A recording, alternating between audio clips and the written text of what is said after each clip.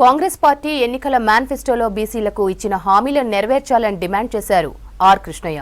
రాష్ట్రంలో బీసీ ఉద్యమం బలంగా ఉందనే బీజేపీ పార్టీ బీసీ అభ్యర్థిని ముఖ్యమంత్రి చేస్తామని ప్రకటించారన్నారు. చట్టసభలో రిజర్వేషన్ల కోసం బీసీ యువత పోరాటానికి సిద్ధం కావాలని పిలుపునిచ్చారు.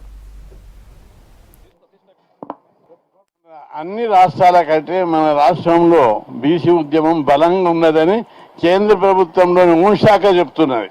అందుకే బీజేపీ ఇక్కడ బీసీ వాదం బలంగా ఉందని చెప్పి ముఖ్యమంత్రి పదవి బీసీలకు ఇస్తామన్నారు.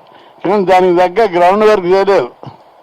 ఆ మాట అయితే బాగానే అన్నారు పైన మోడీ అమిత్ షా, దానికి గ్రౌండ్ వర్క్ చేయలేదు. ఎందుకంటే ఇక్కడ ఉన్న బీజేపీ నాయకులకే బీసీ ముఖ్యమంత్రి కావడం ఇష్టం లేదు.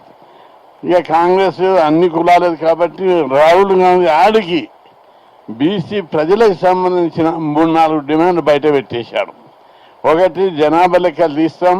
జనాభా లెక్కల ప్రకారం ఒక స్లోగన్ ఇచ్చింది హిందీలో ఆయన, ఎవరి జనాభా ఎంత ఉంటే వారికి అంత వాటా ఇవ్వాలి అని.